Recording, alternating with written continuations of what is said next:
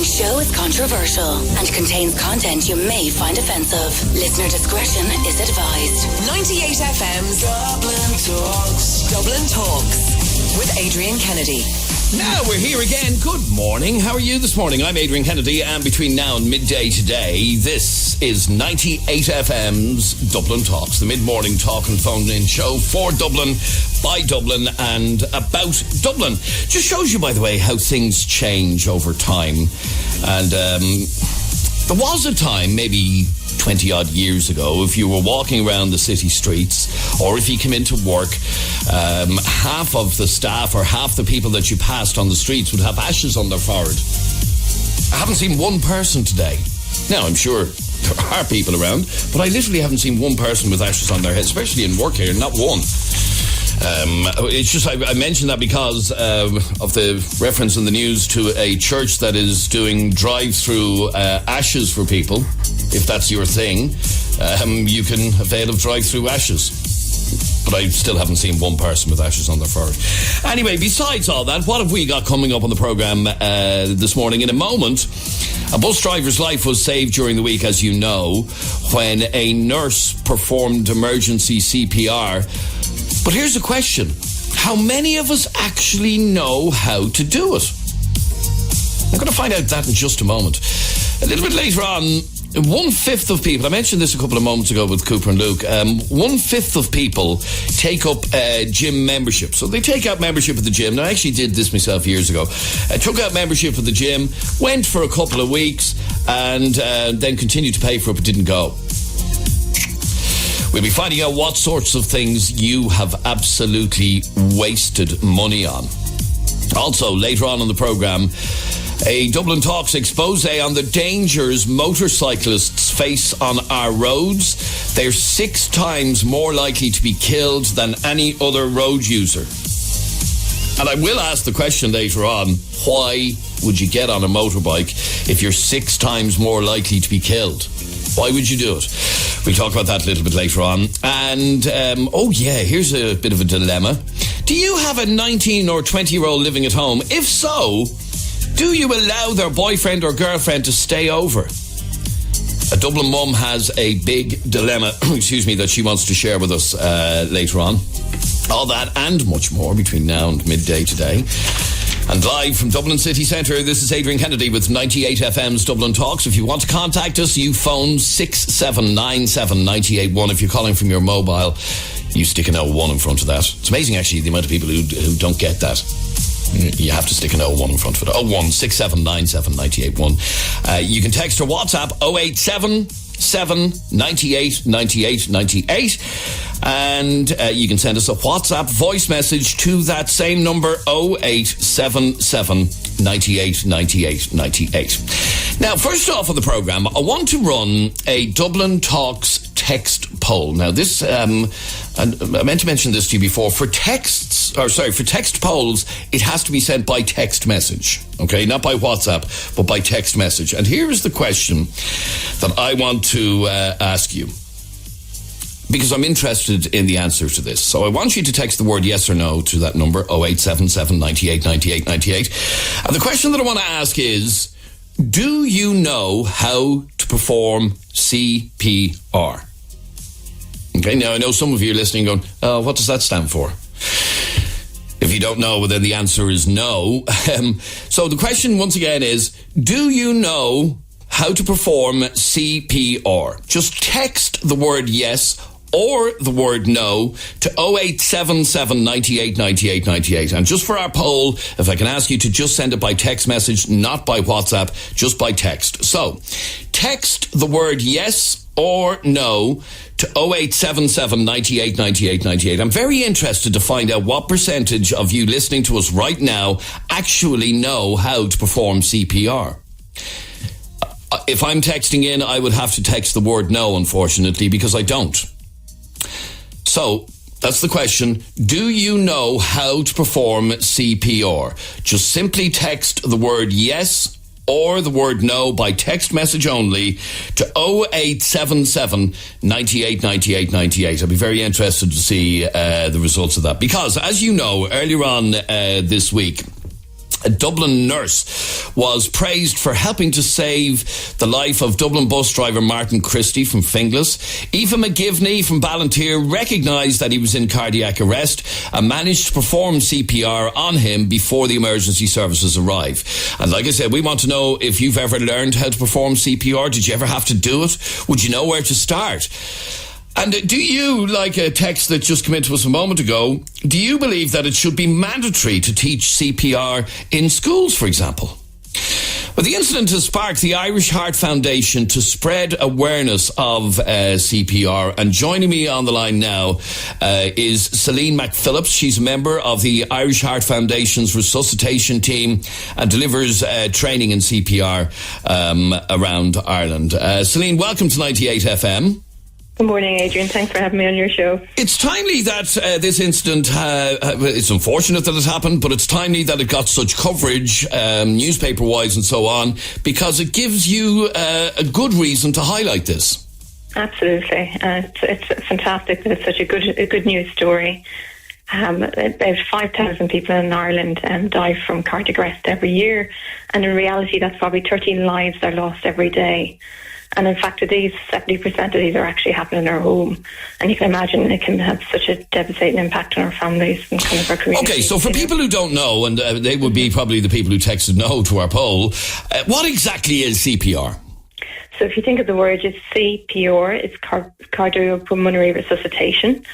So basically it's performing chest compressions on the chest and you being the human pump to try and restart the heart. Simple as that? As simple as that, yeah. And obviously, when it's performed, it can save lives, as happened with Aoife earlier on in the week. So you can actually double or even triple the chance of a person's chance of survival. Oh, really? That much? Yeah, exactly. And the earlier you can do it, the better. And what really made this a really good feel-good factor, and what happened, Aoife acted so quickly.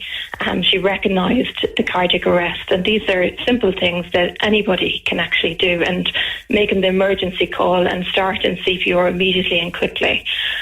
So even making sure the important message to get out there to people is actually that you can't do any harm by actually starting CPR, and to be able to ask for help early on, which happened yesterday, by calling the emergency services.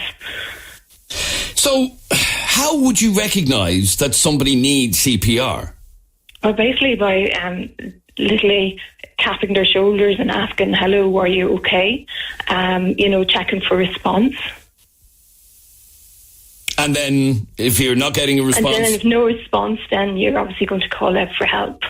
And calling our emergency services numbers like 112 or 999, asking for the ambulance. Mm-hmm. And another important thing is to let people know out there is if you know your air code and know exactly where you are, these are things that can help the emergency services get there quicker. And also by calling 999, when you call through to that number, you're going to get a dispatcher on the other end of the phone that's going to help you and give you instructions exactly what to do. Actually, you've raised another interesting question, which I'm going to discuss in a couple of minutes, about whether or not people actually know their air code. I know an awful lot of people who don't. Now, I happen to, because I live in a place where we're in the middle of nowhere and it's been very handy for deliveries and stuff like that. But I know an awful lot of people don't, and I'll come back to that in a second. But if I wanted to get training, and I'm interested in our poll, which shows that quite a few people actually do know how to perform CPR. But if I wanted to learn, and in fact I admitted earlier on, I don't know how to do it myself. I know in theory how to do it. Yeah. What's the best way, if you didn't go for training, what's the best way of even teaching somebody? Well, even at the moment, even if you go to our website, www.irishheart.ie, there's even a video clip on there of how to perform CPR, but it's a good timely time at the moment, because we're soon going to be kicking off a new programme for our communities, which is going to be teaching the general public. It's a free CPR training supported by Abbott and ESB networks, where we're going to be offering free training to about 100,000 people in our local communities in the coming years now. So, people will be able to get details about that on our website. You obviously believe that this is a skill that everybody should be trained in. Absolutely. My background. Should it be done at school? We have a CPR for Schools programme that's performed in post-primary schools, and the teachers and the students can participate in CPR in the schools. But it's obviously not obligatory, is it? At the moment, it's actually, it is part of, they're trying to bring it into the transition year programme as part of the teaching and training of the TY programme in performance CPR as well. So it's definitely coming in there. A lot of our secondary schools in Ireland have actually had CPR for schools, and all they need to do is make contact with our CPR for Schools team in the Irish Heart Foundation, and there's a programme there to help support teachers in offering this to their students, and there's some really good success stories about that where students have actually used this skill and performed CPR on members of the public as well. Okay, now finally, this is the bit I get confused about, and I'm sure other people do. Okay, so CPR is doing compressions on somebody's chest to try and basically restart their heart. What's a defibrillator used for then? So if you think about it, a defibrillator is a small little computer, and basically, if you think about the heart, is the CPR is doing the pumping part, okay? And when this AED or defibrillator arrives, that computer is checking to see what state is the heart in and whether it's in an abnormal rhythm. And the computer or the AED or defibrillator will actually analyse and check the heart for you. And all you need to be able to do is simply have this device and turn it on and follow the prompts of the machine itself, and you don't need to worry about anything because the actually AED or the defibrillator will actually advise you the steps of exactly what to do. All right, very good. Yeah. And I'm seeing defibrillators in more and more places. Obviously, this is we have one in our building here at the radio station. I see them in phone boxes down the country. I'm seeing them regularly, and obviously the rollout is continuing of defibrillators. That's right, because if you think about it, when your heart is stopped, your chances of survival increases 10% per minute. So the sooner that defib gets to you, that's going to increase your chance of survival. Like that CPR, you can double the chance. When you're doing CPR, you're keeping the heart alive, you're keeping the blood going to all the vital organs, and you keep that going. An important message just to people is not to give up, to keep pumping, keep going. And even you've heard people, pumping hard and fast. You've heard people saying to the song of Staying Alive, 100 to 120 beats per minute, pumping down on the chest, centre the chest, going for 2 inches, and keeping that going until the emergency services arrive. And most all these emergency services are going to arrive as well with an AED. But if you have one in your local, in your workplace there, everybody should know where that AED is. And not the important thing, the message to get out there is not to be frightened, because even if you have an AED, all you literally need to do is to be able to turn it on. All right, brilliant. Well, you'd be interested to hear that out of the messages that we received, we ran just a very quick poll to ask people whether they know how to perform CPR. And interesting, I wouldn't have expected it to be quite this high, but 74% have said yes. 26% saying no, but 74% say yes, they do know how to perform it, which is fantastic. Yeah, and I'm sure it's a nervy experience. If you ever had to do it, it's a horrible experience, but it's a skill that we should all have. Interesting conversation. Thank you very much indeed, Celine McPhillips from the Irish Heart Foundation's resuscitation team. Thanks for talking to us on 98 FM. Thank you. Thanks very much. I'd be very interested, just as something that you mentioned there a couple of minutes ago, and I've heard the ads on the radio. Do you know your air code? Because for those of you who don't know your air code, the air code is the most ingenious invention ever. Because all you have to do is give the ambulance service your air code, and they can literally drive to your front door. You don't even have to give your address or anything like that, just your air code. Do you know your air code? I'd be very interested to know if you do, because it'll drive them straight to your front door. Laura, you're on 98 FM. Hiya, Laura. Hiya. Laura, you sadly, and I'm terribly sorry to hear this, you lost your dad a couple of months back. Yeah, 4 months ago. While driving his taxi?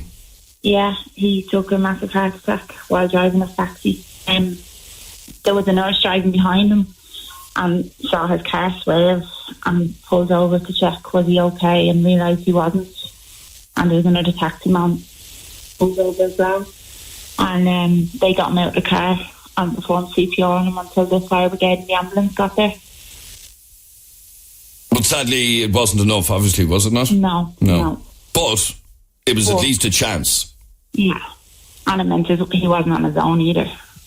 I'm terribly sorry to hear that, but it is amazing that somebody should jump to his aid. I think we all have that in us, though, to jump to somebody's aid if we think we can help, especially in a situation like that.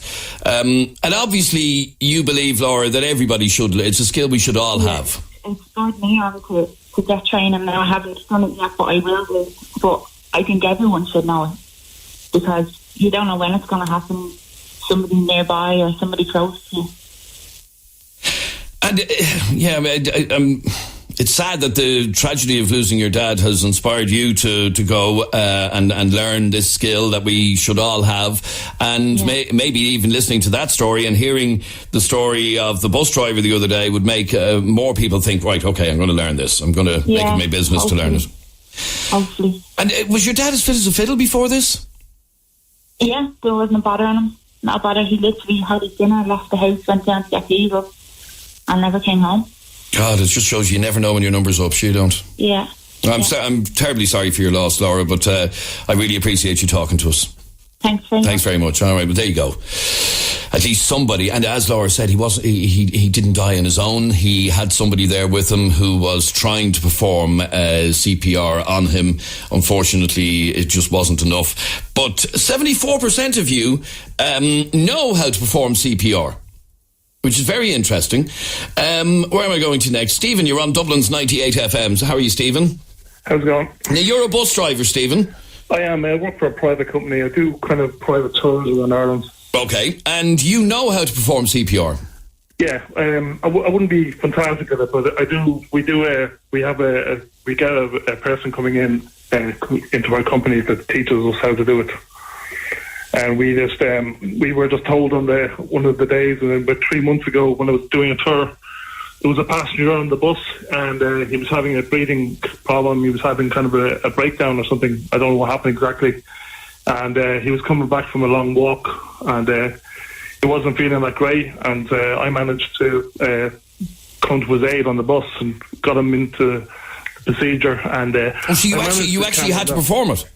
Well, I had to a certain extent, yeah. And but I was very lucky because I had a bit of staff there that was there. It was actually happened in Glendalough where it all happened. And I managed to, fair play, there was a lot of great staff there and they came and helped me. But I managed to get him in a situation where his heart was calming down. And it was nerve-wracking because I've never done anything like this with a real person. And but it was great. I felt wonderful after. Like I felt like I managed to help this person through this. And the thing is, most bus companies don't do it. So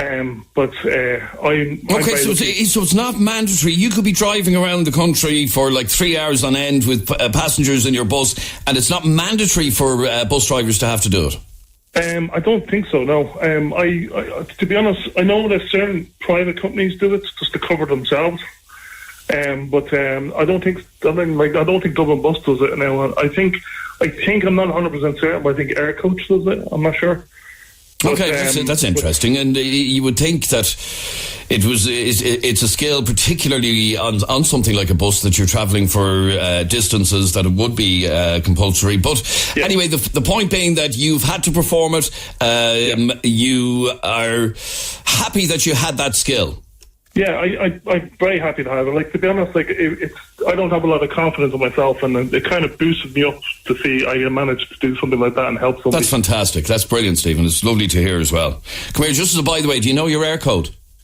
I don't actually. No. I just moved there briefly down to Mullingar, so I don't know where it's down here. Oh, right, okay. No, I'm going to encourage people to, even in the city where you think they'll know exactly where your house is, it really does help. But anyway, so go learn your air code. I'd love to hear from you on this. We'll take a very quick break, and after the break, we hear from a man who saved the lives of 3 customers in a restaurant. 3 customers in a restaurant.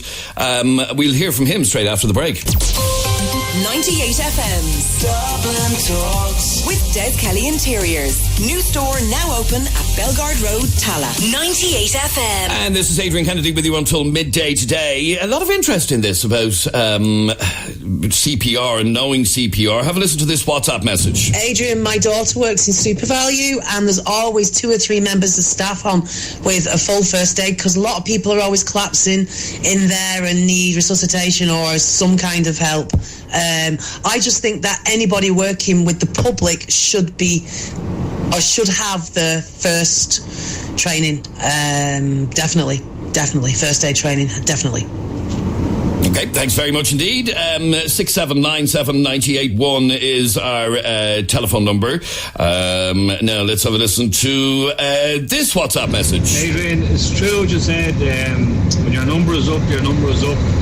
My father passed away just there in October from cardiac arrest. He was actually in hospital and they couldn't bring him back. So it was just as good that nurse was on the bus there and was able to help. All right, thank you very much indeed. Now, let me just bring in one last call on this, and that is Victor. So, Victor, tell me about what has happened to you working in a restaurant.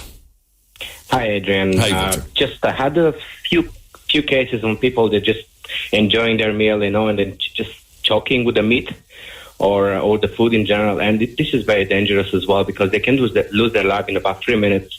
So, just because I had a lot of training in Heimlich maneuver and first aid, I was able to save their life. So I think this happened on 3 occasions. 3 occasions. I don't know. Maybe I was. it just happened when I was on duty. Wow. I've been working in 20 years in the industry. So basically, it just happened. You don't know when it's going to come. And it's not. We are talking about here not just talking about first aid or CPR, talking about allergens as well. It's very important for people to know and to acknowledge how important it is, especially when you're working with people or in public services. How important it is to have this. And in any, don't name any restaurants, but in any restaurants that you might work in, do they have defibrillators? Yes. Oh, they do. Right. So that's becoming more common. Yeah, absolutely. Well, you really are a hero, aren't you? I mean, I said you really are a hero. 3 different times you've had to perform it.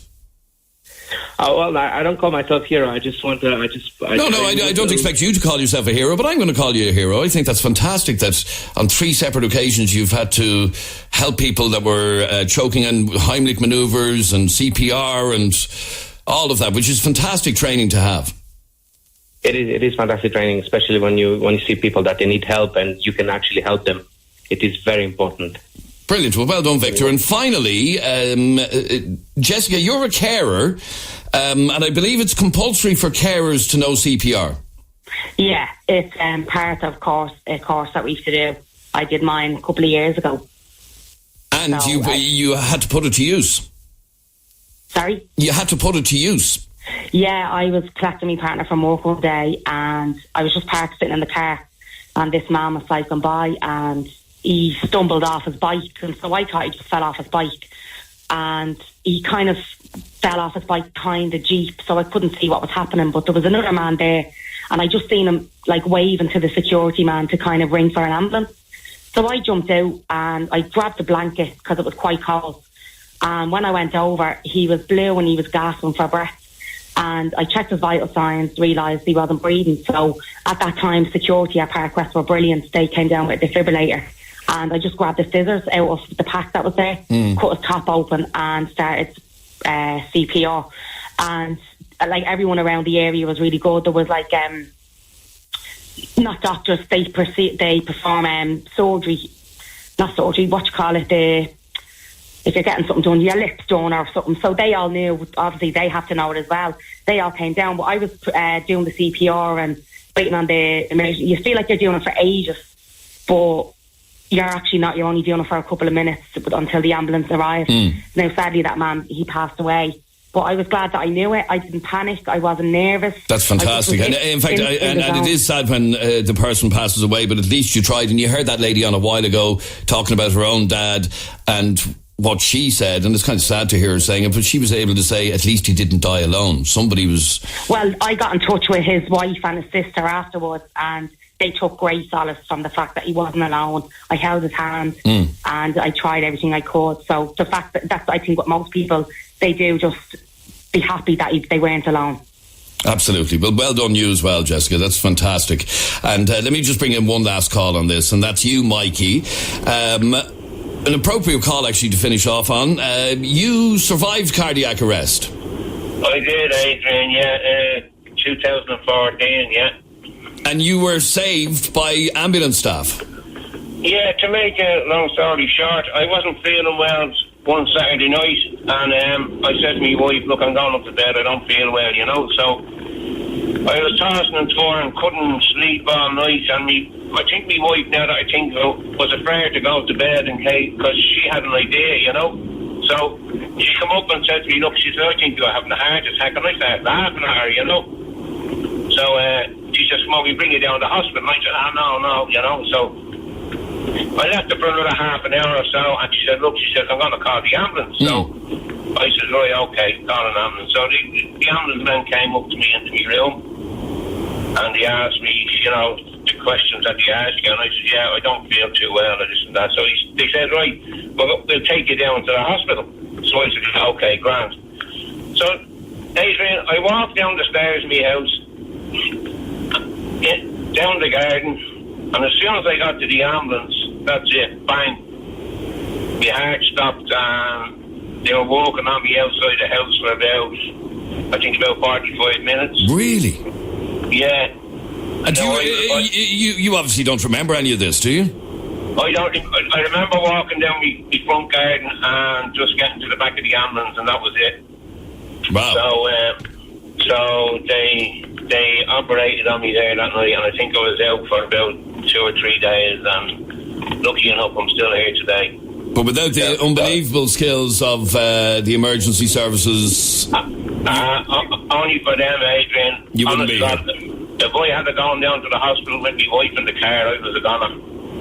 And how are you today? That was in 2014, so 5 years later, you're still here, obviously. I'm still here. Well, funny enough, I gave me bloods there the other day, and everything came back grand. Just me sugar levels up a bit high, and they're going to keep an eye on that. But other than that, I'm back walking, I'm doing things, I'm doing normal things, basically. That's fantastic. I'm delighted to hear, Mikey. Thanks very much. Thanks very much indeed. And again, as we said, it's a skill we should all learn. Oh, yeah, without a doubt. Because you never know. Like, I honestly, God, I never thought something like that was going to happen to me, No, so. Of course, yeah. All right, stay in good health, Mikey, and great to talk to you.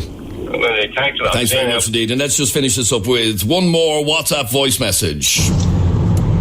My brother was in the Order of Malta for a number of years, and he was trying to get into the ambulance corps for a long time. He was over in the Northside shopping centre, and he just by chance, somebody called him aside and asked was he trained in CPR as somebody was having a heart attack. So he saved that person's life. 2 days later, the ambulance corps rang him and offered him a position within the ambulance corps. He was delighted, and it all worked out. That's fantastic. All right. And finally, if you want to get in touch with the Irish Heart Foundation, perhaps to learn CPR, their number is Dublin number 01 6685 001. So that's 01 6685 001. And again, as I said to you earlier on, learn your air code, because there's a great ad on the radio that your man's all confused. My mother's she's not well, and what's your address? Oh, I don't know. Do you know your air code? Oh, it's stuck here in the fridge. And I'm looking at Jeremy here, who's in the studio with me. Don't ask me, because it's embarrassing. Because I know you don't. No, I know by the look in your face. You should know it. You should know it. And I want to encourage everybody to know their air code. How do you know it? Where do you find it? You can go online, onto the Air Code website, and you zoom in on your house, bang, that'll tell you. You got it sent in the post to you a couple of years ago when they were released. I remember getting it, yeah. And I think that even if you did live in a housing estate and you think, they'll know how to get here, it literally pinpoints your address. It literally brings them to your front door. You know where I live, in the middle of nowhere in North County Dublin. If a delivery guy can't find our house, just give him the air code, bang, he's there 5 minutes later. There's another issue, and it's something that the Dublin Fire Brigade are constantly going on about. It's the inaccessibility of some roads in Dublin. So say, for instance, Mrs. O'Brien has a heart attack and she lives on the avenue, Adrian, and the ambulance are called for Mrs. O'Brien. And in a lot of roads in Dublin and housing estates, the roads are so narrow and you have people double parking, pulling up on the path, and ambulances, and I know most of you do it, Jesus, I've done it myself, where you drive into a housing estate and you park your car up on the path, not realising that you're actually blocking the road if an ambulance needs to get down. Absolutely. And it's horrific to think that your parking could be a case of life and death, that Miss O'Brien doesn't get an ambulance in time to her house because you parked your car up on a road. I mean, you drive through the likes, I drive through Drimna and Crumlin every day, where they're all very narrow roads in the States, and God forbid an ambulance has to get through Drimna, or it's just so three things to take away from the show today. Yes. Learn CPR, learn your air code, and don't be double parking on roads where ambulances can't get up. Done. Thank you very much indeed. It's 98 FM's Dublin Talks. I'm Adrian Kennedy. Did you read this earlier on? Well, you did actually, because you showed it to me. Yes. This is about people, and there's loads of you listening who've done this. This is about people who take up gym membership, normally in January. You hear an ad on the radio, buy your gym membership for January. You hear the ad on the radio, and you go out and you buy your gym membership, and you think you're going to go every day, and you end up not going. And the article that Adrian is talking about in the news today claims that 1/5 of people who take up gym membership never actually go to the gym or go less than 10 times a year. The gym are laughing at you. They're laughing at you. Because they got your money and you don't bother going. And even when you were getting your membership, they were laughing at you. They were going, look at Adrian. Look at Adrian. He's never going to come here. Adrian's here paying 300 quid and he has all the best intentions in the world. And went and bought all the gear and everything. All the shorts and the gloves and the whole lot. Did you go? Came once. Yeah. Did you even go once? I know I did. I went a couple of times. What machine did you use? I tried them all. The Mars Bar vending machine. I tried them all. Is that it's very difficult to use that one. But it raises a conversation. So 1/5 of people who take out gym membership never go, which seems pointless. But anyway. Completely waste their money on it. And we want to know, what have you wasted money on? Okay? Call us right now on 6797 981. So say in the last year. Or even in the past, something you've bought that you never used. That you never used. Yeah. And when you bought it at the time, most of my impulse buys happen in Aldi and Lidl in the middle aisle. You know, these stuff that's in the trays. Yes. And you see it. You see a grinder. Yes. You know, an angle grinder, and you go, I have to buy that. And then it ends up in the storeroom and never ever gets used. Correct. We all do it. I would love to hear from you.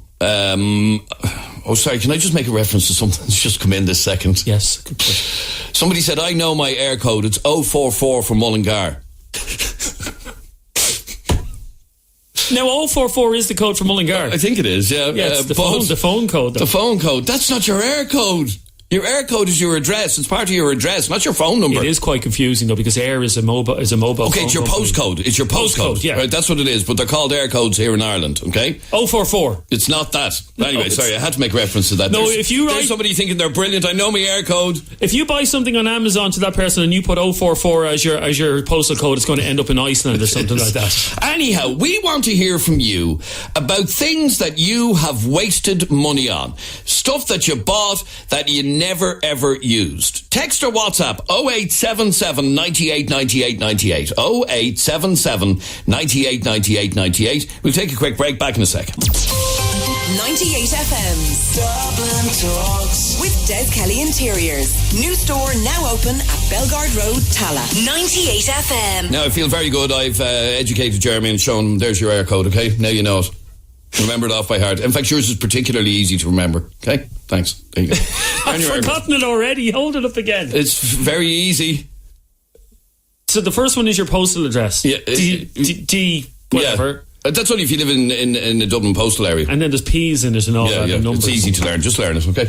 Now, what have you wasted money on? Now, you told me a story earlier on about something that you bought in Lidl. You thought you were great. You thought it was going to help your fitness and everything else. We bought two things. I can't remember whether it was Lidl or Aldi. We were going through this fitness stage. I think most of the money wasted is on fitness stuff. And we were in Lidl or Aldi one day and there was a cross trainer for sale. You know, the cross trainer with the handles. Great they are. You know, like your ski Brilliant, yep. And I said, that'll be great in the bedroom. Let's buy that. And we also bought one of those big bouncy balls. You know, one of the gym balls? Oh, yeah, we threw one of them out a few weeks ago. Huge big balls. Yeah. Because I saw a fella on the telly doing great stuff with them, and I said, let's buy those. So we spent 200 odd quid on buying it. Now, I have to tell you about the cross trainer. We used the cross trainer for the first week, and it was great. You know, I'd have the Rocky music on in the bedroom, and I'd be on the cross trainer. Doom, doom, doom, doom.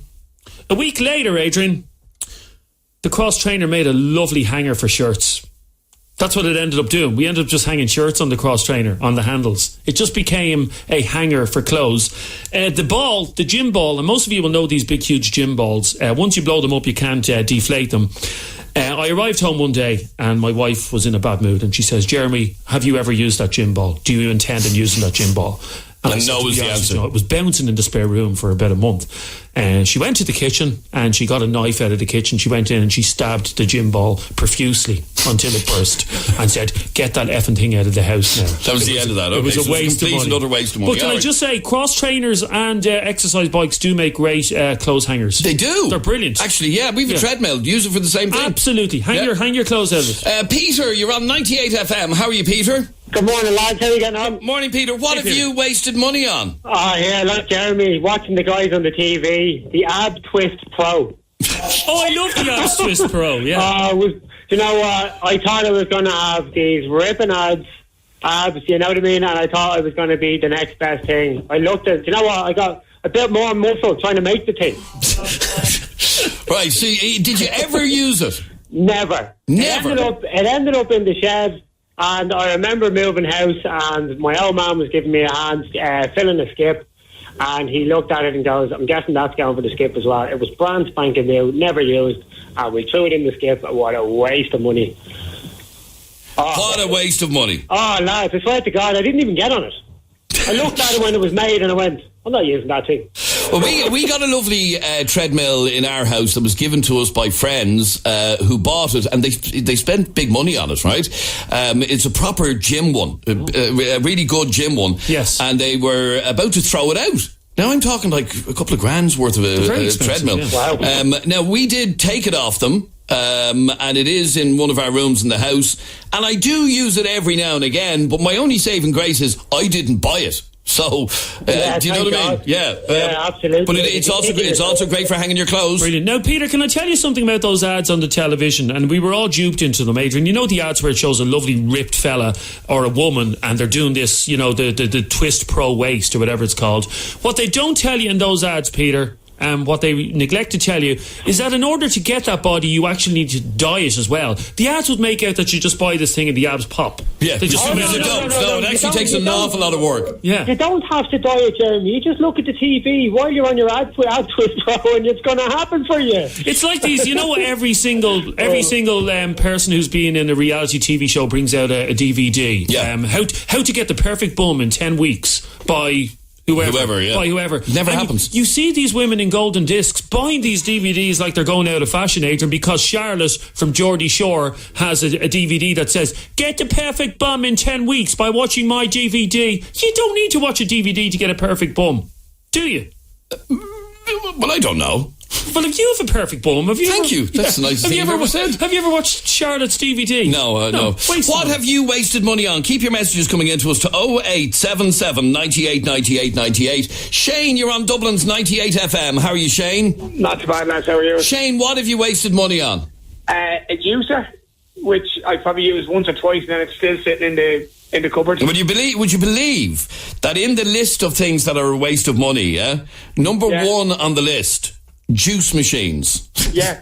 Seriously. It's not, Joe, it is. It's not. It's the cleaning out of them. You don't mind making it. It's just the cleaning up after it. It's just a nightmare. That's why I don't use it. Right, okay. So, yeah, go on. A juice machine. What else? An exercise bike for the house. Right, and... me wedding. Oh. Oh no, we're still married. I love it. Oh, that's all right. That's all right. Just wasting money sitting there watching people that we don't even see from one end of the year to the next with moany faces on them and not even enjoying themselves. I'd never do it again. You'd never do it again. It was, in fact, it was something we only spoke about on the programme last week. The amount of money people spend on weddings, and then when you look back on it, you think, really, why did I waste all that It's money? the most expensive party you've ever had in your life. It's not even the wedding. It's the most expensive. 29,500 on a party for one night. All right, waste of money, but a juice maker, like I said, is on top of the list. Another thing that's on the list, by the way, Shane, which I bought a couple of months back, and I have to be honest, it's the best thing I ever bought. Now, they're expensive, but they're amazing. The Dyson vacuum cleaner. Yeah, we have them. It's brilliant. They're brilliant. Now, believe it or not, it's actually on the list that there's no need for one, but I think it's the best thing we ever got in the house. I don't mind it. Yeah, they're light. Yeah. They're easy to use. You just plug them in, they charge up. Oh, yeah, take them 20 minutes, gone. Yeah, I actually, in our house now, I used to always whinge about doing the hoovering. I used to hate it. And now that we have this, I do it, well, I won't say every day, but I do it regularly. So, all right, good to talk to you, Shane. Thanks very much indeed. 6797 981 is our telephone number. You can text or WhatsApp 0877 98 98 98. And you can also send us a WhatsApp voice message to that same number 0877 98 98 98. Like this one. Lads, if you want to exercise, you just have to go to the gym. If you're doing it at home, you just keep putting it off. You'll find another excuse. You'll wash the dishes. You'll bring the dog for a walk. You'll just find any excuse not to do a bit of exercise at home. So my advice would be, if you want to train, go to the gym. Early in the morning before work is the best bit.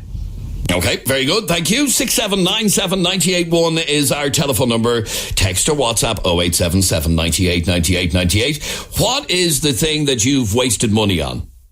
Okay, there's a list of things, including juice machines, Dyson Hoovers. What else have you wasted money on, Lavinia? Hi. Hi, Lavinia. How are you? Well, you know the little vacuums that you buy in Lidl, like for the car? Oh, yes, yeah. I bought two of them, right? You bought two of them? Two of them in it's a bit probably in the course of 5 years. But who uses them? I never use them. I throw them in the bin, and I just threw one last week. So I spent about €20 you spend in Lidl or Aldi or whatever, and I'm curious if somebody ever uses that. Okay, so you've bought two of them, and have you ever cleaned the car?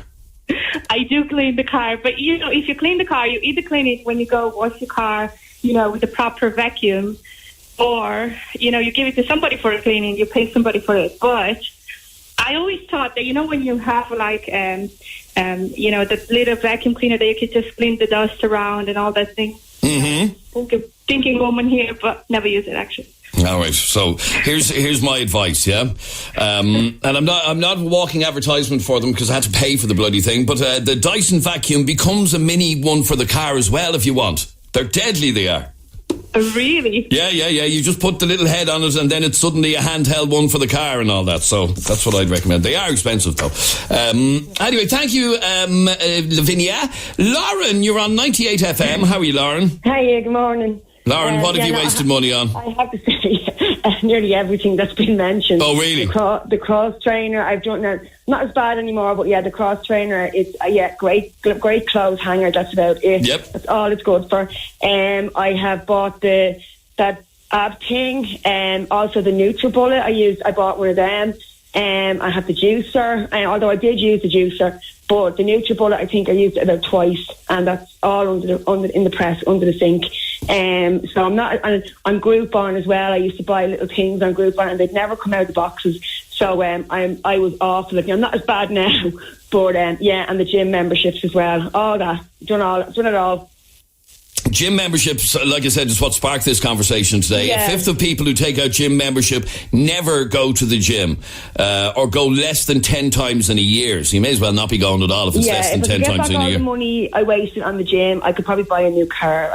Here's another thing that's on the list of wastes of money. Bottled water. People buying trays of bottled water when in most places in Dublin your tap water is just as good as the bottled water. Why would you need bottled water for your house? Yeah, I drink out of the tap, but my kids won't drink out of the tap. They'll only drink bottled water. Really? Yeah, they're real snobby like that with their water. And my son, he knows he won't drink the water unless it's in the bottle. And I buy trays and trays of bottled water, which, you see it all being thrown out, all the bottles, and it's horrible. It is horrible, but I do that, but I drink the tap water. You drink the tap water? I do, yeah. Okay, fair enough. So do I. I'm quite happy with the tap water. My missus loves bottled water now. She buys trays and trays of it. But all right, good to talk to you, Lauren. And finally, Sinead, tell me about the money wasting in your house. My sister's husband, for her 30th birthday party, bought her a set of drums, a big professional set of drums, like they were a couple of €1,000. Oh, really? Okay, yeah. And she doesn't even play drums. She plays no instruments. At the moment, So hang on. So he bought her a drum kit, a professional drum kit. Yeah. And had she even ever vaguely expressed an interest in playing the drums? No. Really? No. And does he play the drums? No. So it's not like he can be accused of even buying it for himself? No. They're like, the two of them always buy things that they never use. But that's just the ultimate and bizarre. Yeah. A whole drum kit, and neither of them plays the drums, and he bought them for her, and she'd no interest whatsoever. No, I'm sure they couldn't play them. They were so loud. They're like a professional drum kit, so they're so loud. So the neighbours, like, you wouldn't be able to play them because the neighbours would go mad. That's unbelievable. And what? And sure, now all the set has gone up into the attic. And will stay there till the day they move out. Well, the big bass drum wouldn't fit through the attic door. So what do they do with that? It's in the baby room, and they use it kind of as a table. Isn't that mad? And what? Have you ever asked them, like, why? No, not really. No. Oh, I'd have to ask that question. I'd need to know why. What was going through his mind when he walked into the music shop and bought a set of drums? But anyway, all right. Good to talk to you. Thanks very much indeed. And oh my God, Adrian, the Dyson V10 Animal is the best thing I ever bought. The worst thing I ever bought and never used was NutriBullet and juicers and the Tassimo coffee maker. Now, I have to admit, I did buy a Tassimo coffee maker, but I do use it. I use it every day. But anyway, the Dyson's brilliant. You're listening to 98 FM's Dublin Talks. I'm Adrian Kennedy. In a couple of minutes, we're going to be talking about motorcyclists and the danger they put up with every single day on our roads. I'm also going to be telling you how you could join us for a 98 FM Dublin Talks listeners party next Thursday night. Next Thursday night, we have a 98 FM Dublin Talks listeners party. If you want to come along, stay tuned. I'll have all the details in just a moment. 98. Live and exclusive to Dublin's 98 FM, Monday through Friday between 10 and midday. This is Adrian Kennedy. You're with 98 FM's Dublin Talks. And Trish is here with Wednesday's top headlines. Thanks, Adrian. Gardaí have uncovered a taxi scam that's seen fake drivers get taxi licences using fraudulent documents. The Minister for Transport's being urged to take immediate action after the scam involving 180 non-EU nationals has been uncovered. A new report on the causes of damp and mould in council flats will be presented to Dublin City councillors tomorrow. It's found cooking and washing are some of the main reasons behind it. The council plans to redevelop more than 6,000 of its oldest flats, but that could take up to 15 years to complete. British police don't believe whoever sent 3 explosive devices to transport hubs across London meant to kill anyone. They were found at Waterloo train station and Heathrow and City airports yesterday. Gardaí are helping British investigators as 2 of the packages had Irish postage stamps. And 6 in 10 smokers who tried to quit last year said they did it because of health concerns. The HSE is encouraging people to try to kick the habit on National No Smoking Day. And now up to date on 98. Thank you very much indeed, Trish. This is Adrian Kennedy with you until midday today. Our telephone number is 6797 981. Do you fancy a night out at the Dogs with 98 FM's Dublin Talks? Well, if you do, next Thursday, tomorrow week, the 14th of March, we'll be throwing a massive 98 FM Dublin Talks listeners night out at the Dogs in Shelbourne Park, the home of greyhound racing in Dublin. If you want to join us for a night at the Dogs, text the word DOGS followed by your name and your details to 0877 98 98 98. Now, on the night, you will get free admission, obviously, a race programme, finger food platters, complimentary refreshments, and a tipster on the night. And they're brilliant because they give you some ideas of what dogs to back if you want to throw a few bob on. So if you'd like to go, now, by the way, this isn't a guarantee. You have to get a call back from us before you're confirmed to be going. But if you would like to be considered, text the word DOGS followed by your name and details to 0877 98 98 98. Now, please only text us if you actually are bothered going, okay? Rather than, something for free, I'll just text anyway. Only if you're going to be available next Thursday, the 14th. Text dogs followed by your name and details, because we have had in the past people winning tickets and then just not bothering their arse turning up, which is so frustrating. So only text if you want to go next Thursday, the 14th of March, and we may be able to give you tickets for you and 3 of your mates for a night at the Dogs. It's the 98 FM Dublin Talks Listeners Night Out next Thursday, and I'm really looking forward to it, actually. I love a night at the Dogs. It's really it's a super night out. So Dogs followed by your name and details, and text it to us to 0877 98 98 98. Now, next on the programme, how safe are motorcyclists on our roads? We regularly talk about the dangers posed to cyclists, but what about motorcyclists? Are they lethal if you are the roads lethal if you own a motorbike? Well, the other day on this programme, I think it was on Monday, Jeremy was talking about commute times that people have to work, if you were listening to the programme on Monday. And one of the calls that we got was a guy called Pat, who was talking about his commute into work. But his commute into work is on a motorbike. Well, riding a motorbike is not for the faint-hearted. I've got 30 years experience on the bike, and you ride with your head saying that everyone's trying to kill you. So, you have to be very wary. Car drivers will know where you're there. I ride with extreme caution all the time. I do use the bus lanes, and technically is against the law, but the Gardaí will not body you in the bus lane once you are not acting the maggot. And I've been told that by several Gardaí. Every day you have cars pulling out. At stage now, I can anticipate what a car driver is going to do before they actually do it. You have to be able to have that knowledge. Because if you look up any YouTube videos there, you see motorcyclists and car drivers pulling out in front of them all times. And I'm going, well, why didn't you anticipate that car going to make that manoeuvre? Because you have to have that. Okay, now that was Pat speaking on the programme the other day. He's basically saying you're taking your life into your own hands. Cycling a motorbike in Dublin is not for the faint-hearted. So we decided to find out how dangerous this mode of transport is. Now, from the Road Safety Authority, they say motorcyclists are overrepresented in collision statistics in Ireland. They represent less than 2% of licensed vehicles, but 10% of road deaths. Think of that for a second. Licensed vehicles on our roads, only 2% of them are motorbikes, but they account for 10% of all road deaths. So they are 6 times more likely to be killed on Irish roads than any other road user. And according to OECD figures, a motorcyclist is 2 to 3 times more likely to be killed in Ireland than in any other European country. So what Pat said was, being a motorcyclist on the roads of Ireland is not for the faint-hearted.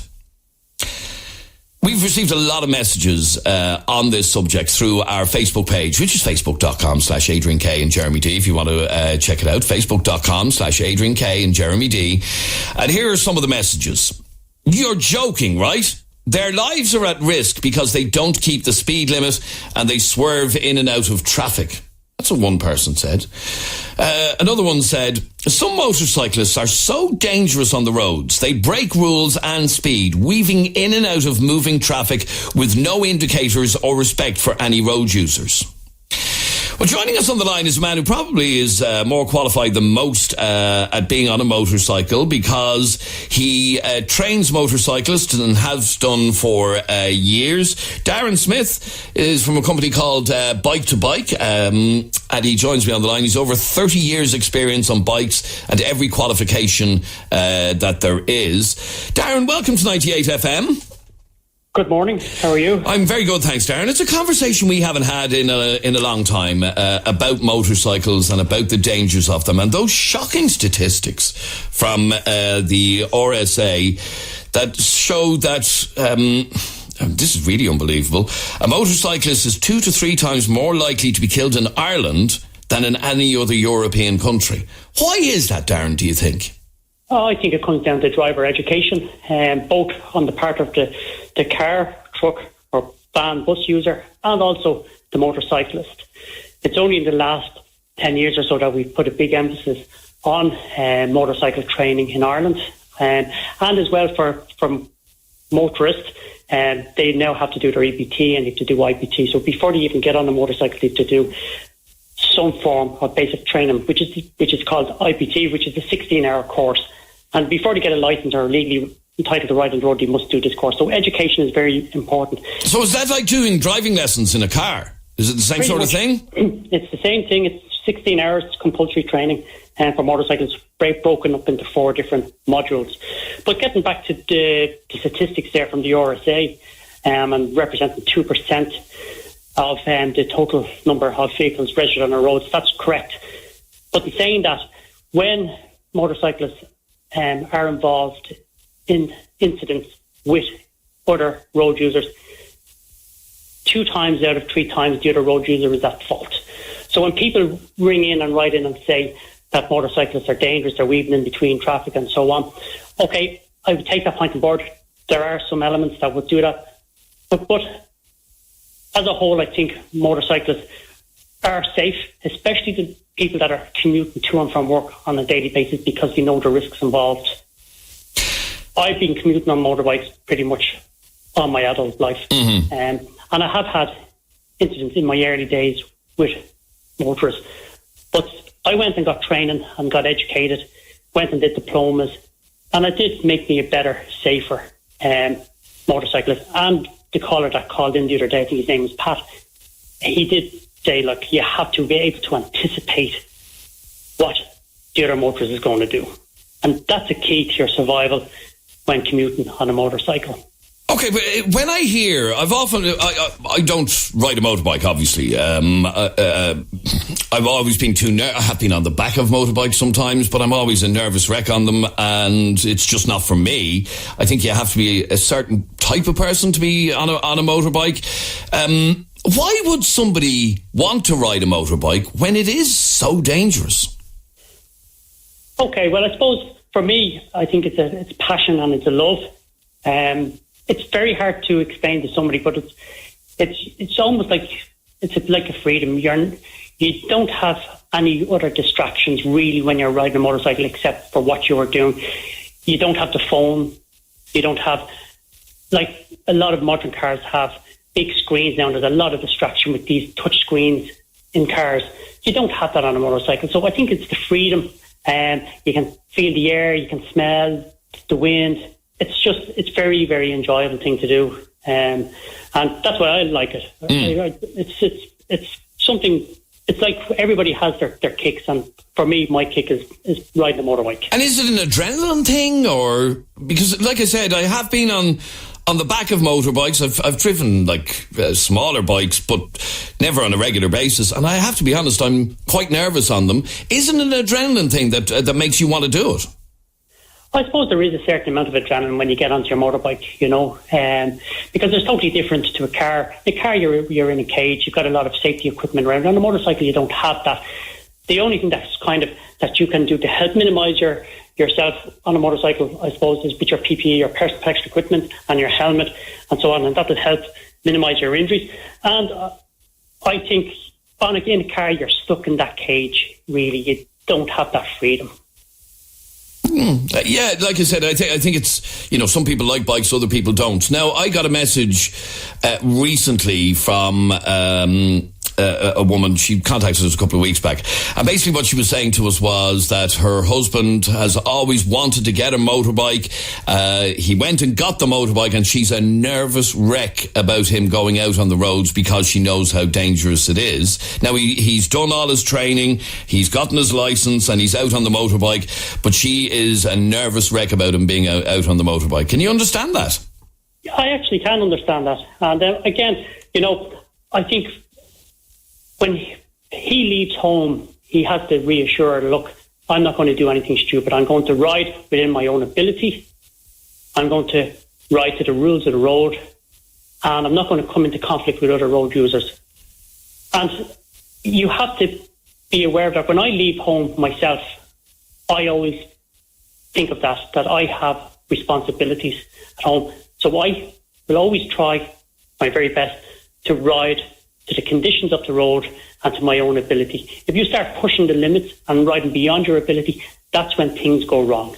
Okay, so as regards the much higher incidence of road deaths involving motorcycles, obviously the fact that you're much more exposed means you're in much greater danger. And like you said, that's maybe part of the adrenaline thing or whatever. But you firmly believe that a majority of the accidents caused on the roads involving motorcyclists are actually the fault of the motorist rather than the motorcyclist. Statistically, that is correct. 2 out of 3 accidents, when a motorcycle is in an incident with another road user, they are at fault, or a motorist. They're statistics from the RSA. So it's basically 66% or thereabouts. Are the fault of motorists. So they are the issue. They are the issue. Now, in the statistics also, there's the 2% versus the 12%. So 2% of us registered, but 12% of fatalities. The 12%, there's a lot of single vehicle accidents there as well, where it's rider error. So we have to take that on board too. So you can't blame the motorists for that. So you will have... But you can blame motorists for 66% of accidents involving motorbikes. You absolutely can. And that is because they either didn't see the motorbike, or they weren't paying proper attention, or... Can it be that in some cases the motorcyclist was at fault because they weren't well enough lit up or whatever? At the end of the day, if a car pulls out in front of a motorcyclist, they're a smaller vehicle, so there is an onus of responsibility as well on the motorcyclist to make themselves as conspicuous as possible, wearing high visibility clothing. Now, it's not a legal requirement, but it does help to make you conspicuous. Running with daylight, running lights. And a lot of motorcycles now, you can't turn the lights off the motorcycle. So when you turn the ignition on and start it up, the lights come on. You don't have the option to turn them off. Turning them off, yeah. Yeah. So you will have that anyway as a kind of foolproof measure. As regards the incidents, most of them happen at junctions. So again, when I'm training people in advanced motorcycling, the golden rule is when you see a warning sign, junction ahead, you stay in lane. You don't do anything. You don't overtake. You don't filter. You stay in lane, because that will help reduce your vulnerability. Because vehicles do come out of junctions. And if you're in the blind spot and they didn't see you, even though they are at fault, I think you would have to apportion some of the blame to yourself if you're in the wrong position. So positioning, we have a couple of advantages over motorists. We have manoeuvrability, we have acceleration that we can use as well to our benefit, and where you don't have that in cars. With the positioning, we can take up pretty much, we're entitled to use the whole lane, so we have the near side position, the command position and the offside position. So by us positioning ourselves where we get best view of the road, it also gives us more time to see any potential hazards ahead. So I would always say to users, use a system called the System of Motorcycle Control, which is broke down into 5 phases. You have the informational phase, which basically is taking in all that information that you can see here around you. Then you would use that information, and if necessary, then give it to other road users. And positioning is one of those parts. So if you're in a position, for example, travelling behind another vehicle, and say yourself is in that car and I'm behind you on a motorcycle, if I was on your offside, so over towards the right-hand side of the road or the crown of the road, I'm giving you information there. Either you're looking in your mirror and saying, is this motorcyclist going to overtake me? Or is he going to turn right up ahead? So if I'm not doing any of that, I'm in the wrong position, because I'm giving bad information to you as a motorist. So I should get into the command position, so say centre of my lane. So then you say, well, he's sitting behind me, he's in the central lane, he's not turning left nor right, and he's quite happy there. So positioning on a motorcycle is very important, because car users will use that information when they're looking in their mirrors or they see a motorcyclist coming towards them. Okay, one final question, Darren. Is motorcycling becoming more or less popular in Ireland? Oh, that's a great question. Right, I'll give you there's no easy answer to that, but it's becoming more difficult for newcomers to get onto motorcycles. Insurance costs, the cost of clothing, helmet and so on, the cost of the motorcycle, and then the cost of training. So it's less enticing for people, young lads, to come into motorcycle. What I find is motorcyclists now are all in their mid-40s, late 30s and so on. So we're getting older rather than when I was Okay, so in answer then, the younger people simply can't afford it, really. They can't afford it. They can't Exactly. afford it, all right. No, they can't afford it. And that's a problem. But I'll give you an example as regards the benefits of motorcycling, especially for commuting. I would be commuting in and out the N7. And people that are coming in the N7, say beyond junction, say 10, where the roadworks are, all the way down to junction 9, junction 8 and so on, and they're sitting in traffic for a couple of hours each way. If I left junction 10 and I needed to get into, say, use the Guinness Storehouse as a central point, I can do that legally without breaking any speed limits in around 30 minutes, 35 minutes. That same journey could take 2 hours in a car. And the same in the evening. I can make the same journey in 30, 35 minutes. Again, doing it legally without breaking any rules of the road.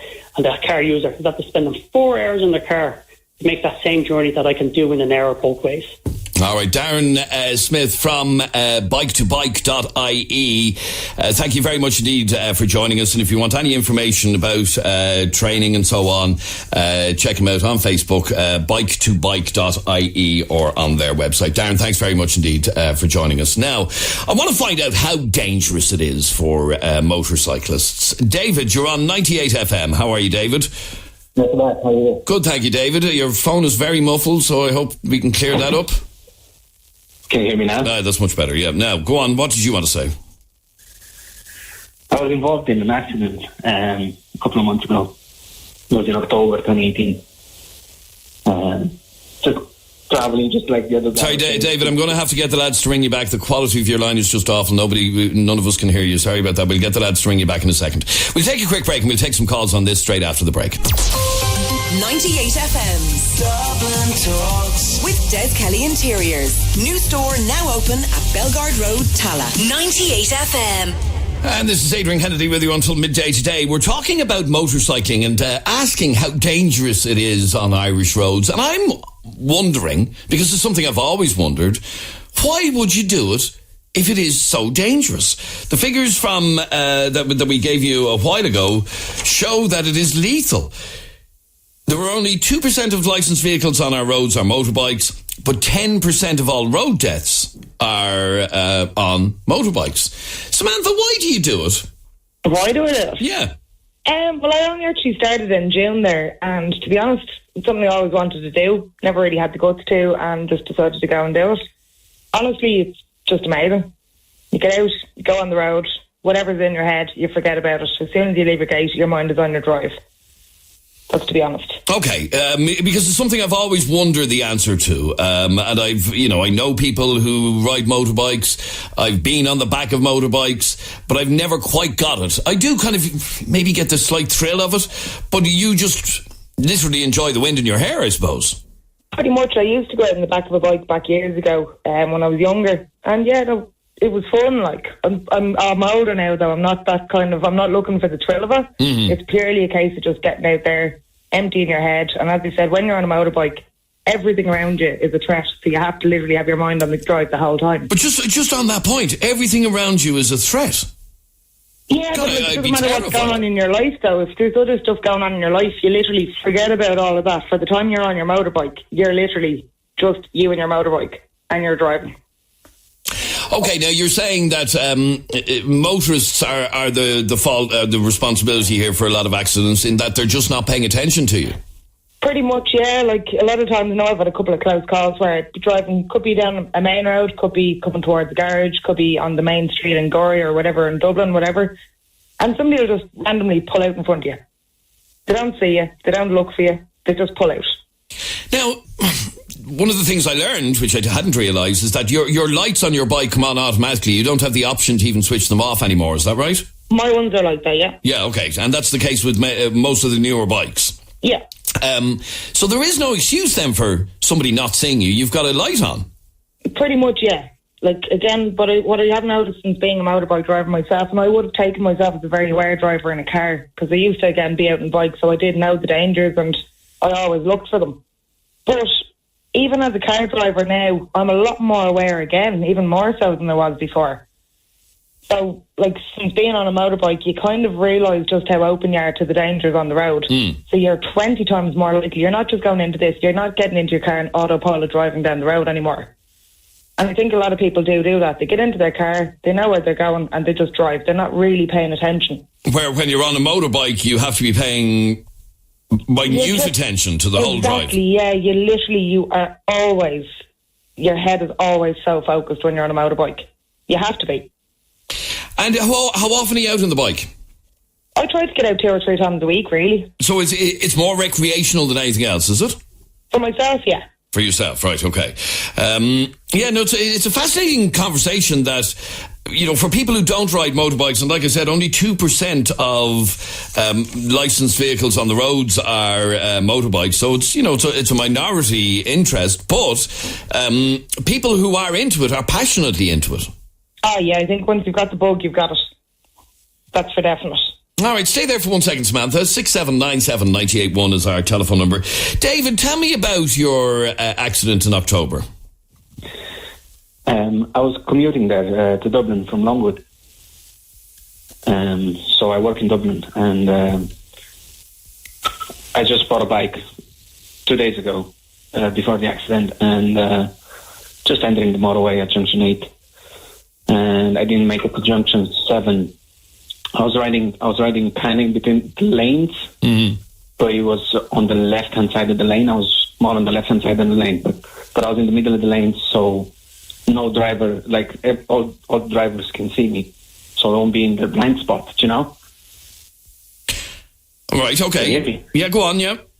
Yeah, so the driver, I don't know what happened, but I only saw his signal once, and he turned, so I didn't have a chance to react or anything. So he knocked me over. I ended up in the hard shoulder. So I just stayed there for like an hour until the guards came and the ambulance. And that was that. Since then, I'm on medicine. And just because of a driver. That's it. And it was his fault? Or her fault? Yeah. His fault. And in my opinion. Okay, so since then, were you badly injured? I didn't have any broken bones, but something happened with the blood inside, because like my whole leg was swollen. It was red, it was purple. The whole leg. So you had internal bleeding? Yeah, exactly. Internal bleeding. And have you gotten back on a motorbike since? No, not yet. Oh, not yet means you will? I want to, yeah. You see, I always look at motorbikes and I go, oh my God, you don't stand a chance. As I'm driving in my car, I at least have a cage around me that offers me some sort of protection. On a bike, with the exception of your helmet and your jacket, you don't really stand a chance. I mean, no, you're lucky to be here, probably. Yeah, I am. Like you said, even though I had the full gear on, my shoe broke anyway, you know, from the impact. But you'll still get on one again? Yeah, I love it. It's amazing. Even though you were nearly killed? Yeah, I love it. It's the passion. Okay, then this is the bit I'm trying to get around, and this is where it must be the adrenaline rush of being on a motorbike. Let me go to Michael next. Another perspective on this. You're a motorist. You've nearly been killed by 2 motorists in the last week, or the last few weeks, or 2 motorbikes in the last few weeks. I've nearly killed 2 in the last 3 weeks. But it's the perception. You can't judge on how fast they're going. With a car, you're like, yeah, I won't make it out in front of him, so I'll wait for him to go by. But a motorcycle will just put the foot down. Well, you know what I mean, but put the foot down to try to get out in front of you.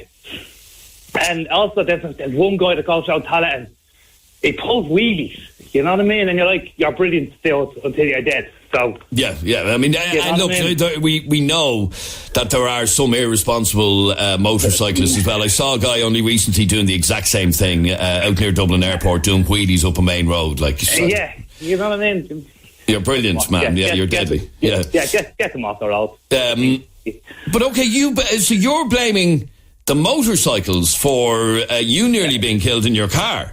No, boy, no. He's not going to kill me in the car. I'm in a car. I'm going to kill him, like. Oh right, yeah, but it was his fault in both instances. Yeah, speeding. They just put their foot down. You know what I mean? I don't think they cared about anybody else on the road. But now, when I'm driving and I see one coming up behind me in the mirror, you know what I mean? I let him know that, like, I'm going to pull into the side. I let you go by me, because having him in front of me is much better than having him behind me. You know what I mean?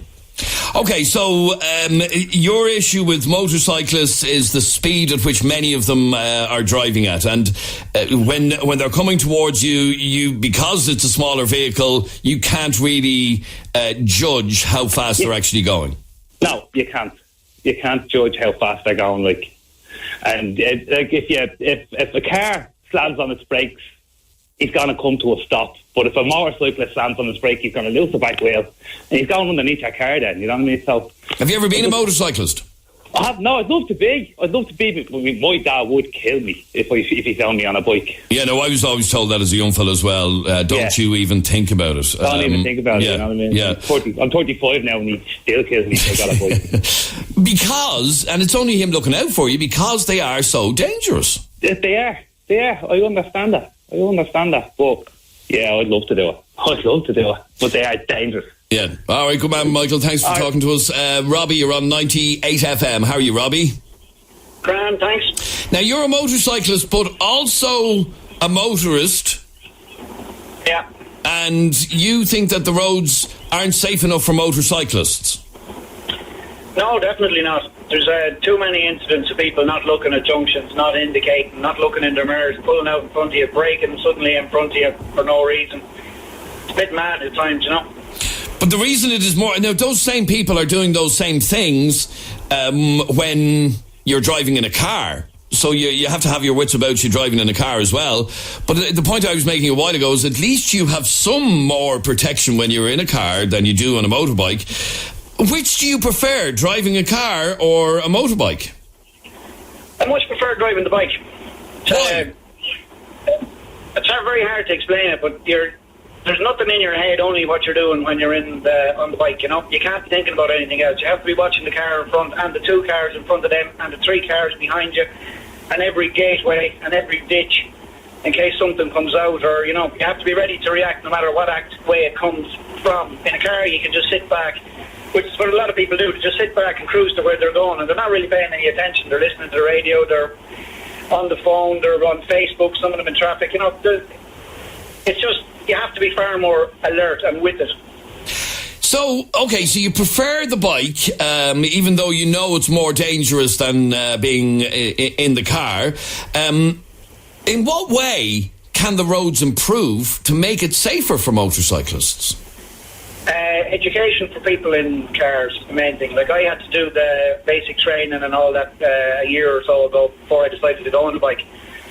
And I've made me a far better driver in a car, because I'm watching out now for bikes around me. I'm watching out a lot more than I was beforehand. So if I see somebody coming on a bike now, I try and let them know that I've seen them and give them a chance to pass me by. And I'm watching out for other road users in general, you know, which is, before this, you'd be kind of cruising from A to B, and somebody could ask you a question. Did you see such and such on the road when you went by there? No, I didn't. But if you asked the same fella on a bike, yeah, I bloody did. Right, okay, so you're much more alert, you're much more wide. What about the criticism? And this is a common thing I'm getting about motorcyclists speeding, and therefore it makes it much more difficult for motorists to judge how far away they are or how close they're going to get to a junction or whatever. And in fact, somebody just texted me in a second ago, if motorbikes kept to the rules of the road, you wouldn't have as many accidents. What do you say to all that? Some of it's true. There are numpties in cars, there's numpties on bikes. You know, you can't get away from that. You're going to have them no matter where you are or what you're doing. So you just have to try your best to look after yourself. All right, fair play, Robbie. Thanks very much indeed. And one last call on this, and that's you, Chris. You're on 98 FM. How are you, Chris? How you doing? Yeah. No, I have a son, you know, he's a degree in engineering. He's a complete petrol head, you know. Mm-hmm. He has a Virago, you know, the kind of easy rider fellas.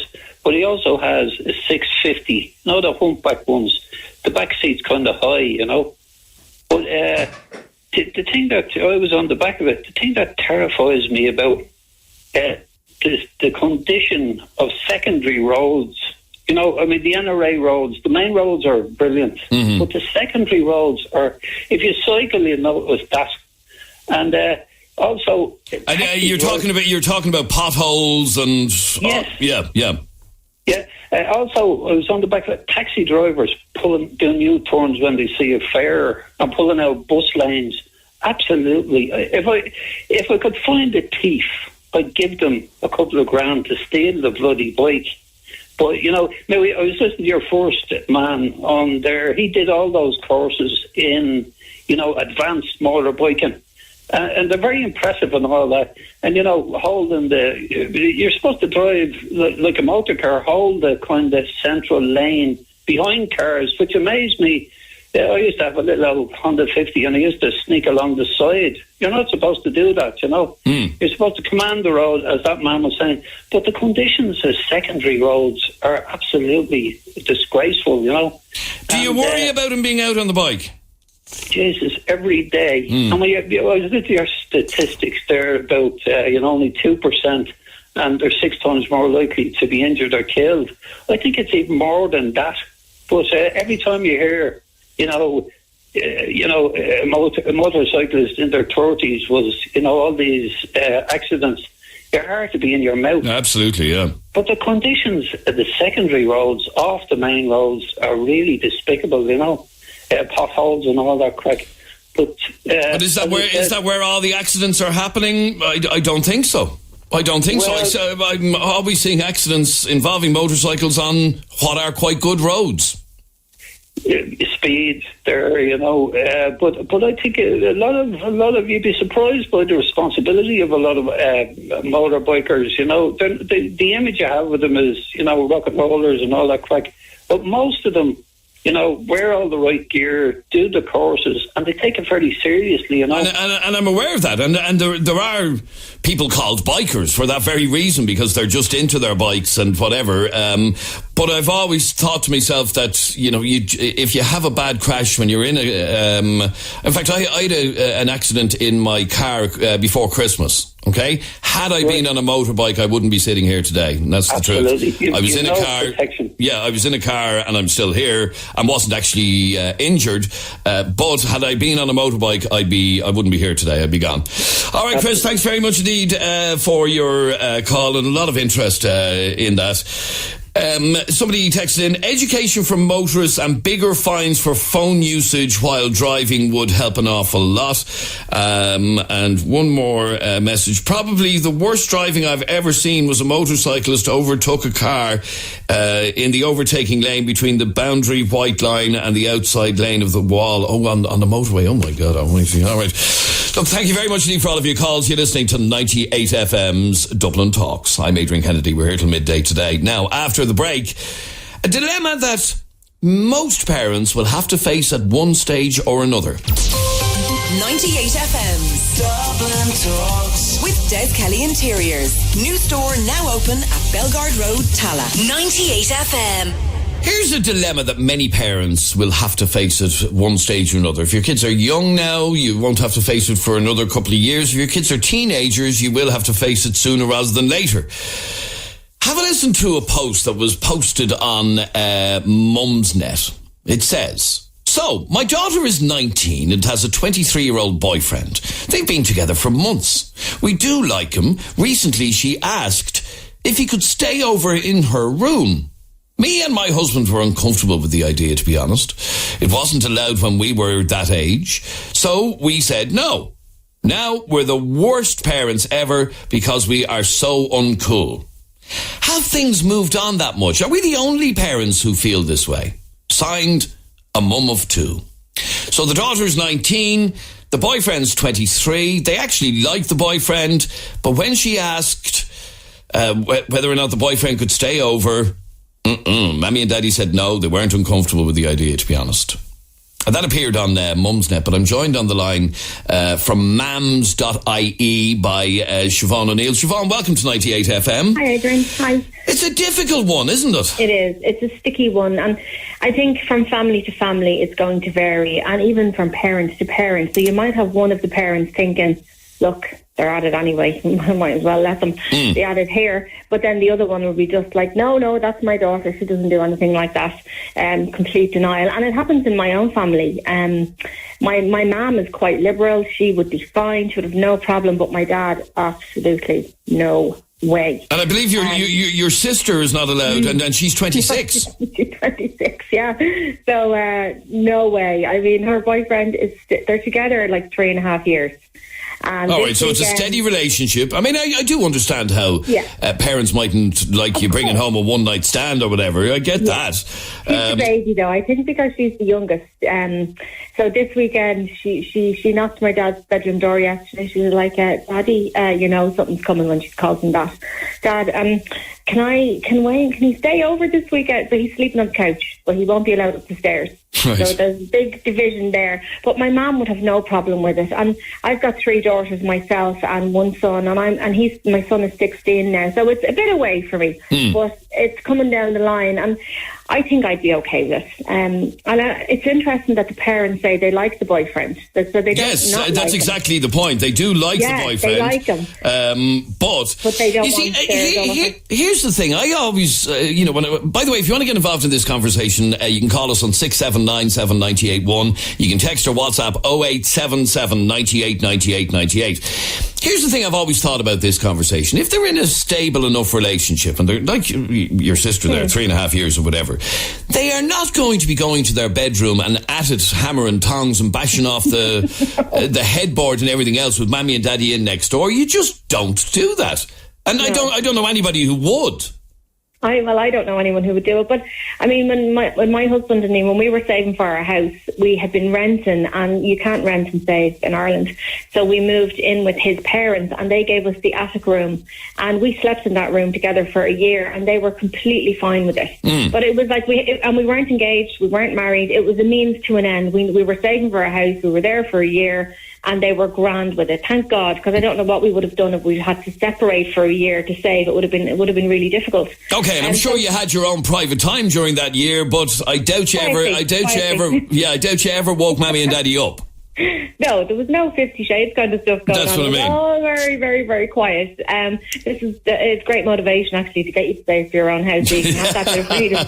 Tell you what, that certainly spurred us on. But I think you have to be realistic. What are your children up to? And we have to be more open in talking with them about sex and, being safe and being comfortable and all these kind of things. And if we're saying to them, no, this person can't stay over, or no, you can't do that, you're making it into something that it doesn't deserve to be. Yeah, and then if they have a problem, or if they've got some, we all have problems with sexual things and all this kind of stuff. Are they going to be comfortable enough to come to you and ask you about something if you're telling them that's not something you can do in this house? Is that something that you can talk about? We think we need to be more open. I'm not saying... Because like we said, I mean, if you have a 19-year-old and a 23-year-old couple, chances are they're at it. And yeah, whether you let them stay or not, they're going to be at it anyway. Yeah, and probably the other parents would be a bit maybe easier going. You'll always get one step maybe that's easier than the other. But I think it's important to talk about it. And she's 19, so she's not a baby anymore. I mean, I think I would probably find it difficult maybe the first time I agreed to allow somebody to stay over with one of my daughters, and I can't even think about that yet because they're still kind of small. And my husband would probably have a heart attack even just thinking about it. It's different, I think, with his girls as well. You're just a bit more protective or something. But I know, but the funny part of this conversation is, a 19 and a 23-year-old, chances are they'd probably go on a holiday together. They'll be staying in the same hotel room together, and they'll be sharing a bed together. Yes, they'll be doing whatever they're doing. So it's a little bit kind of sticking your head in the sand, but it's their house and it's their rules, and you can't can't, and it's like the same with my dad. I'm married now, so I'm grand. If I'm staying over there, my husband can stay. That's cool. If you're not married, forget it. But that's what he's comfortable with, and I respect that, and it doesn't bother me. It doesn't bother me at all, because, you know, that's their home, and that's what he's comfortable with, and I think you should respect that. But hopefully, I think as generations are changing, and I know I'm certainly more open with my children about discussing things about sex and things like that than my parents would have been with me. I think it will get, hopefully, a little bit easier. All right, good to talk to you, Siobhan. Thanks very much indeed. That's Siobhan O'Neill from mams.ie, if you want to check them out. So how do you deal with this dilemma? And it is a dilemma that, whether we like it or not, many parents have to face. Text or WhatsApp me right now on 0877 98 98 98. Anne, you're on 98 FM. How are you, Anne? Hiya. And you say this should never happen. It shouldn't. Not in your own parents' house, I don't think. What should never happen? Well, I don't think boyfriend and girlfriend should be upstairs in a bedroom, but as I've gone through it myself. I have two kids, one's 18 and one's 25, and I'm going through it as well. But you try to tell the older one it can happen, and then I gave in to her. And now I have me 18-year-old doing the same. But it's not, you're so uncomfortable when you know boyfriend and girlfriend are upstairs. No matter if they tell you they're not going to get up to Anne, they will. They will get up. Okay, but as I said a second ago, Anne, chances are at that sort of age they're going on holidays together, they're staying in hotel rooms together, they're doing it anyway. No, and you don't want that under your own roof. But it'd be different now if they were banging against the headboard and do you know what I mean? They're not going to do that. You don't have to be doing that now, you know what I mean? They're all cute today. They know how to be quiet doing stuff, you know what I mean? And it's very uncomfortable to have your own parents downstairs while you're upstairs worrying sick about things, you know what I mean? Like, go off, do what you want somewhere else, but not in your parents' house. You know what I mean? People. But again, I don't really understand why not. If it was like 50 Shades of Grey going on in the bedroom, I'd say fair enough. I can understand why Mammy and Daddy aren't putting up with that. But when they're just sharing a bed, they're not just sharing a bed. Why is it automatically assumed? Why is it automatically assumed that just because you hop into bed with somebody means you're going to be having sex? Well, what's the reason for bringing them up to a bedroom? To have a sleepover. Oh, would you go away? Can you not remember when you were 18? Okay, 19, so you'd 20? prefer them to be doing it in a car up a laneway. Oh, not in my house. All right, stay there for 1 second. Okay, stay there for 1 second. 6797 981 is our telephone number. Chanel, you have a specific reason why you won't allow your 19-year-old son have his girlfriend stay over. Yeah, definitely. The reason for that is because I just find that it's respecting the family unit. I also have like a 15-year-old and a 12-year-old. Okay, so because there's there's younger siblings. Definitely. Yeah, that's the reason for. Okay, and I can get that when there are younger ones. Yeah. What about when they get a bit older? Well, I think again, it's respecting your parents as well. I mean, when I was growing up, it was the same thing. I don't fancy looking at my kids' boyfriends and girlfriends sitting across the table from me in breakfast in the morning, Really? Why not? Also, no, definitely not. And also, like, for my son to do the opposite way, he's not allowed to stay with his girlfriend for that particular reason as well. Her parents don't fancy my son sitting there first thing in the morning, is just But like okay, that. Would that all change in 10 years' time when they're married? If they're married. Yeah, if they're married. It's, basically, I guess, helping them out when they're older, in their 20s, hopefully, if they decide that they want to be together, and that's fine. That wouldn't be a problem. But I do think at this early stage, 19, 20, it's very young. It's very young. All right, stay there for 1 second. Let's play this WhatsApp voice message. Think about things, you know what I mean? Adrian, come on. nowadays, it's part of life. People, boyfriend, girlfriends, staying together. People just need to realise this. That's the way life is now. Anybody who doesn't think any different, they're only upsetting their kids by not letting them stay together, because they're going to do it anyways, even without your permission. They go off somewhere else and do it. So you're better off having them under your own roof. That's all I can say. Okay, Linda's a first-time caller. You're on 98 FM. Linda, how are you? Not bad. Good. Tell me about your 19-year-old. His girlfriend says every week we have no problem with it. They're very discreet. So you've never heard them up to anything? No. They respect.